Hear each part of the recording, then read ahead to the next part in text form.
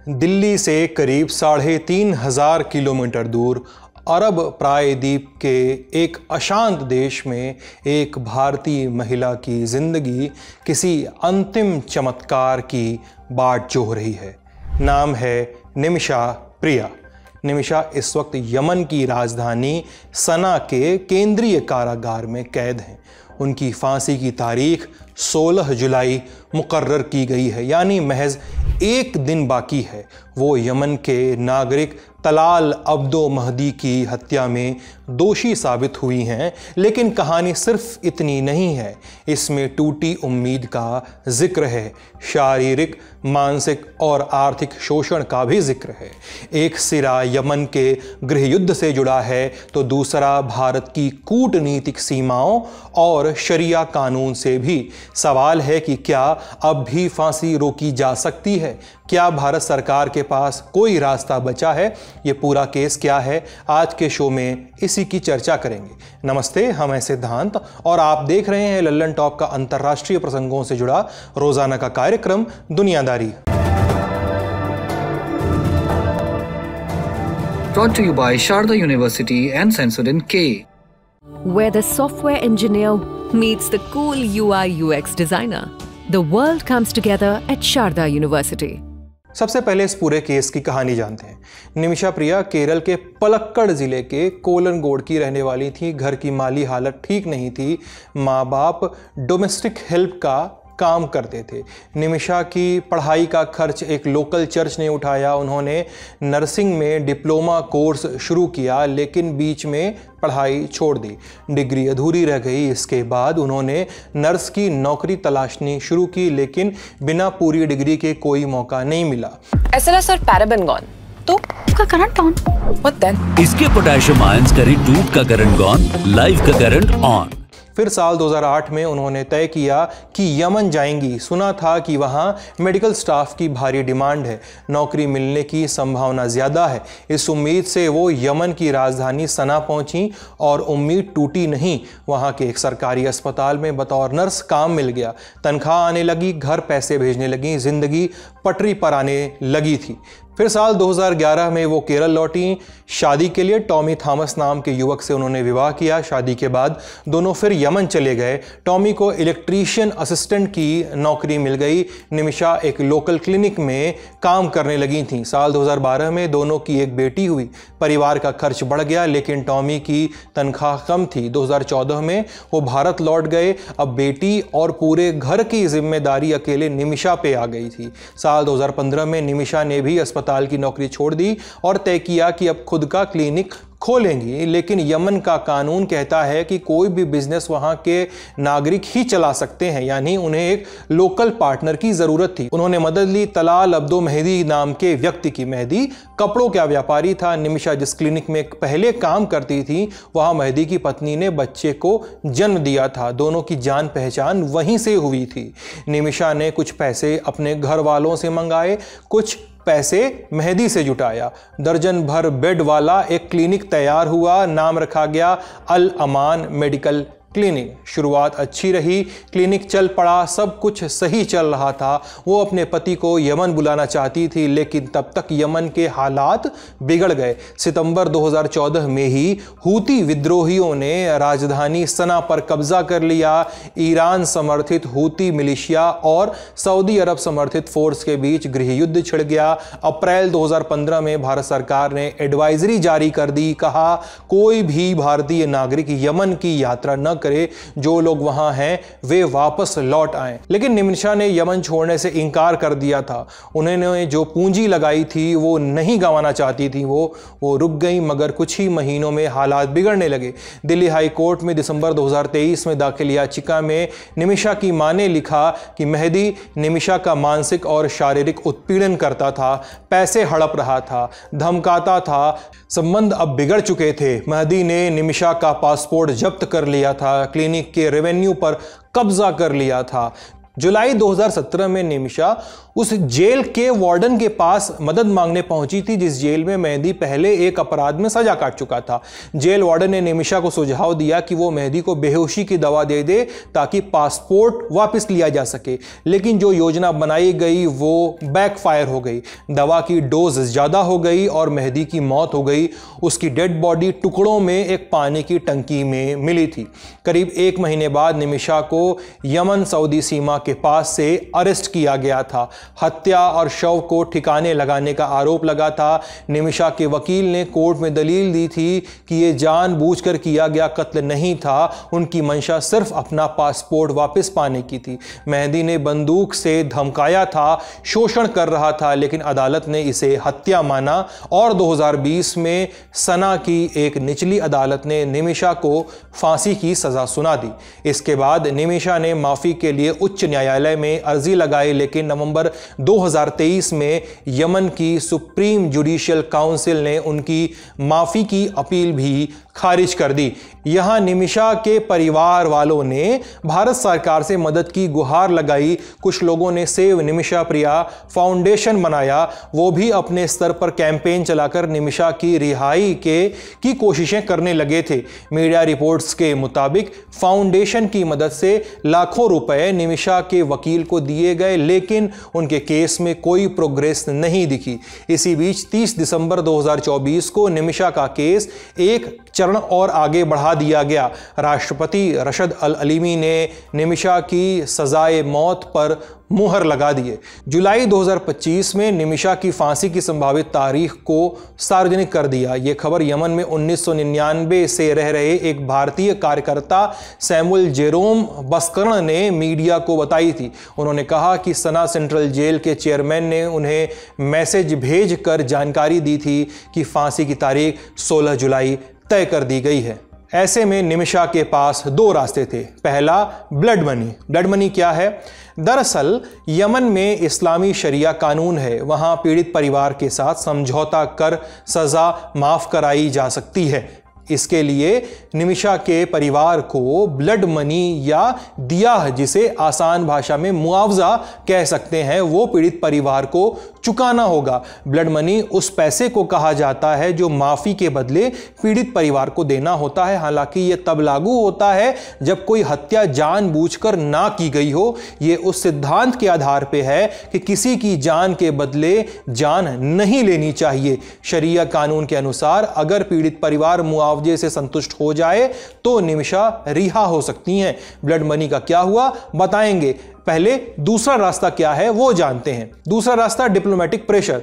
भारत सरकार जो है वो यमन पे डिप्लोमेटिक प्रेशर बना के मामले को हल करवा सकती है, लेकिन इसमें एक दिक्कत है। वो क्या? 2014 के बाद से यमन के राजनीतिक हालात खस्ता है। सिविल वॉर के चलते मुल्क 3 भागों में बट गया है। एक हिस्से में ईरान समर्थित हूतियों की सरकार है, दूसरे हिस्से में सऊदी अरब और तीसरे हिस्से में यूएई के समर्थन वाली सरकार का राज है। इसमें सबसे बड़ी चुनौती यही थी कि यमन की राजधानी सना पर हूती विद्रोहियों का नियंत्रण है जो ईरान के करीबी माने जाते हैं। भारत की हूती प्रशासन से कोई औपचारिक राजनयिक बातचीत या संबंध नहीं है। न ही भारत का सना में कोई दूतावास है जिससे किसी भी आधिकारिक बातचीत का रास्ता खोला जा सके।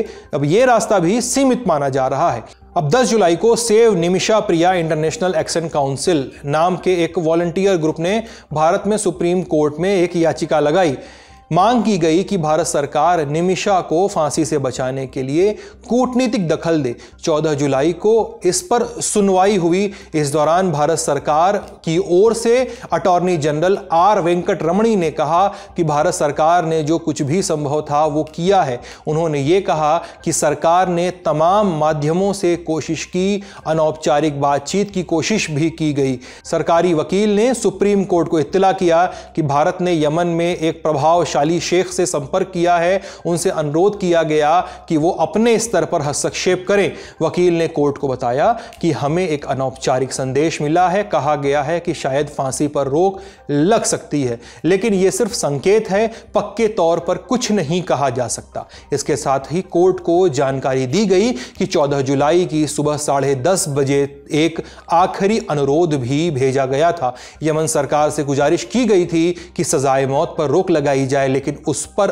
अब तक कोई आधिकारिक जवाब नहीं आया है। अटॉर्नी जनरल ने यह भी कहा कि सरकार एक सीमा तक ही जा सकती है। अब इस केस की असली सुनवाई 18 जुलाई को होगी। तो फिर ब्लड मनी वाले रास्ते पर क्या हुआ? आज की सुनवाई में सुप्रीम कोर्ट को बताया गया कि याचिकाकर्ता पक्ष ने ब्लड मनी यानी दियाह की रकम जुटा ली है।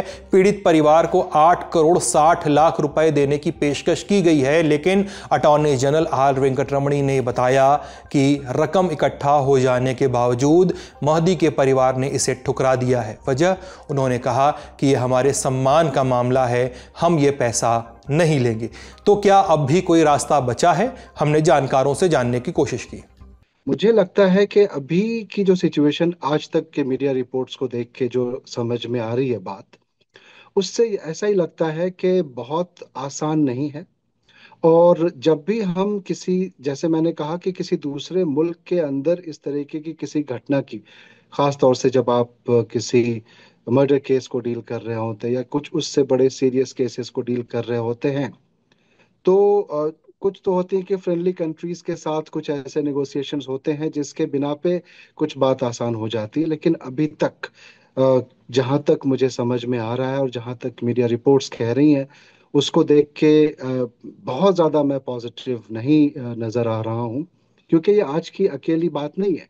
कई दिनों से न्यूज़ भी इस पे हम देख रहे हैं और काफ़ी पहले से इस पे कोशिशें हो रही हैं। तो अभी के हालात में इंडिया के पास क्या क्या ऑप्शंस हैं और क्या क्या इसमें पॉजिटिविटी हो सकती है, इसमें कामयाबी मिल सकती है या नहीं मिल सकती है, ये बहुत ही बड़ा सवाल है जिसका जवाब मिलना मुश्किल है। हालांकि जवाब दिख रहा है, हम समझ सकते हैं कि इसमें बहुत कामयाबी मिलती नजर नहीं आ रही है, लेकिन कुछ मिरेकल हो जाए, कोई ऐसी बात हो जाए तो अलग बात है।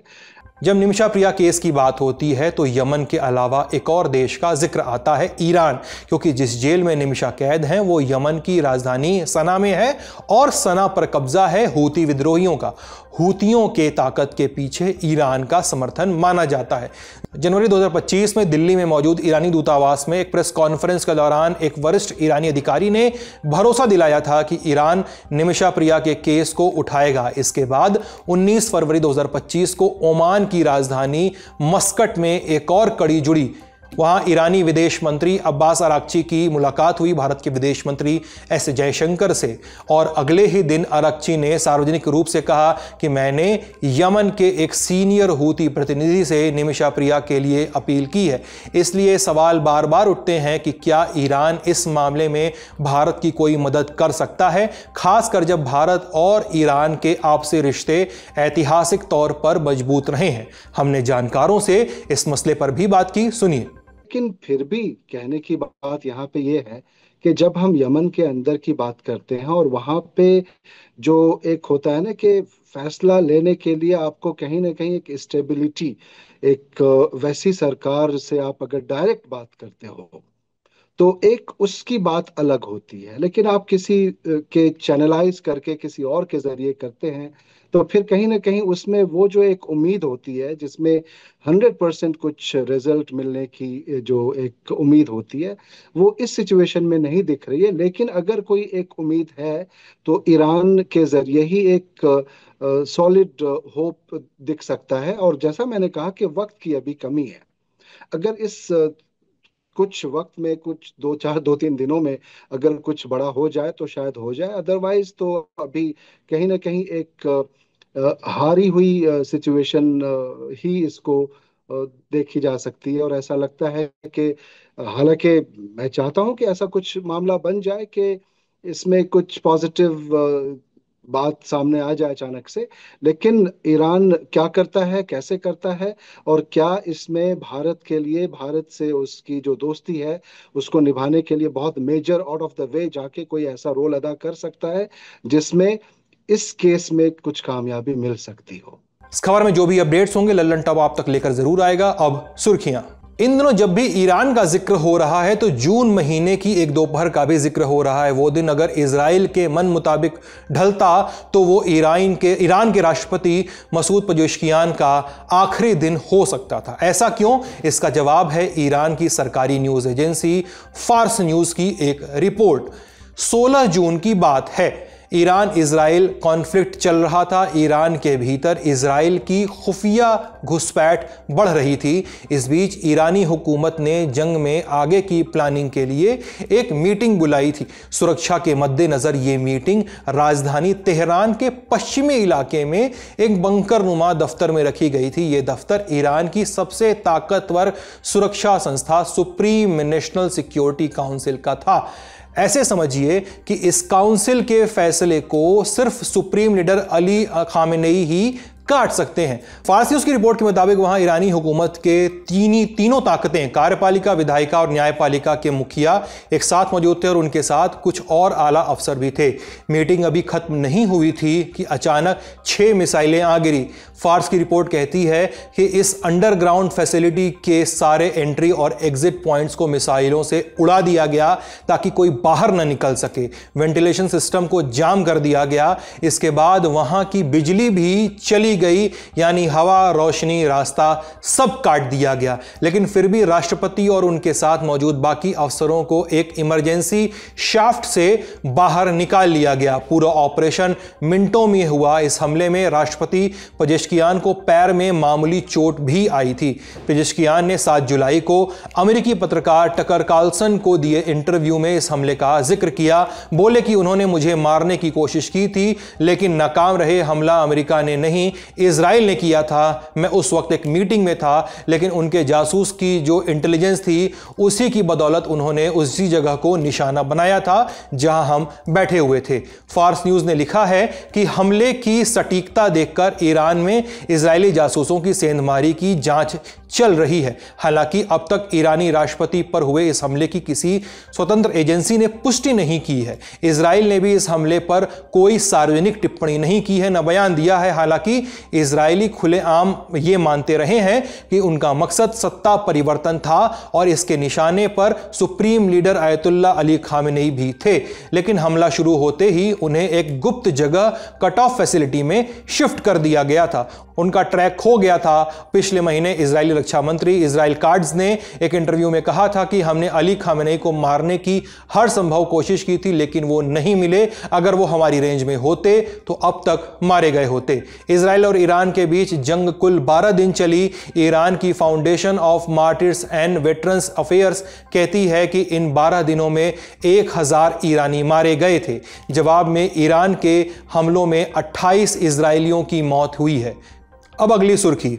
अमेरिका के राष्ट्रपति डोनाल्ड ट्रंप ने ऐलान किया है कि वो यूक्रेन को पैट्रियट एयर डिफेंस सिस्टम भेजेंगे। इसके लिए ट्रंप जल्द ही नाटो महासचिव मार्क रूटा से मुलाकात करने वाले हैं। पैट्रियट एयर डिफेंस सिस्टम एक ऐसा सुरक्षा कवच है जो जमीन से मिसाइल दाग कर दुश्मन के टारगेट को हवा में ही खत्म कर देता है। सरफेस टू एयर, इस एडवांस एयर डिफेंस सिस्टम को अमेरिका ने खुद डेवलप किया है। इसके बारे में ट्रंप ने मीडिया से कहा कि पुतिन दिन में मीठा बोलते हैं और रात में बम बरसाते हैं। मुझे यह पसंद नहीं है। अभी यह तय नहीं है कि कितने एयर डिफेंस सिस्टम भेजे जाएंगे, लेकिन भेजेंगे जरूर ताकि यूक्रेन अपनी रक्षा कर सके, ऐसा ट्रंप ने कहा है। उन्होंने यह बताया कि पिछले महीने हेग में नाटो शिखर सम्मेलन में इस समझौते पर सहमति बनी थी। नाटो का पूरा नाम है नॉर्थ अटलांटिक ट्रीटी ऑर्गेनाइजेशन। इसमें 32 देश शामिल हैं। अगर इन देशों में से किसी एक देश पर हमला होता है तो बाकी सभी देश उसकी रक्षा के लिए साथ आते हैं। यूक्रेन इसमें शामिल नहीं है लेकिन होने की मांग करता है और इस पे ही सारी लड़ाई हुई है। खासकर यूक्रेन को मदद भेजने के प्रति अमेरिका का स्टैंड बीते दिनों में 2 बार बदला है। जो बाइडेन के प्रेसिडेंट रहते अमेरिका यूक्रेन को मदद देता रहा है, लेकिन बीती 1 जुलाई को अमेरिकी रक्षा विभाग ने यूक्रेन को हथियार भेजने पर रोक लगा दी थी। वजह बताई गई कि स्टॉक में कमी आ गई है, लेकिन बाद में फैसले को पलट दिया गया।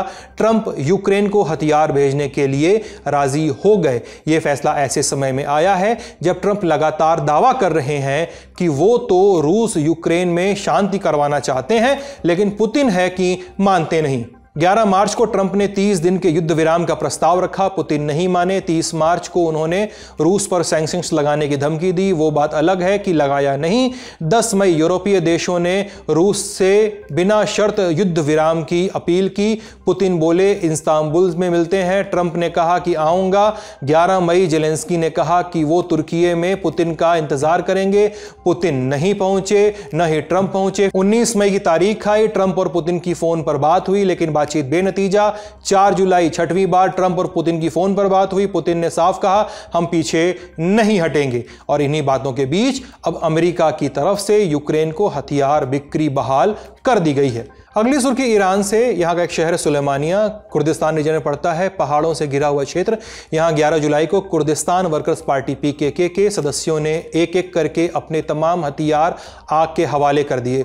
हुआ कुछ यूं कि एक गुफा के बाहर सभी मिलिटेंट्स इकट्ठा हुए, बारी बारी से उन्होंने हथियारों को एक बड़े टब में रखा और आग लगा दी।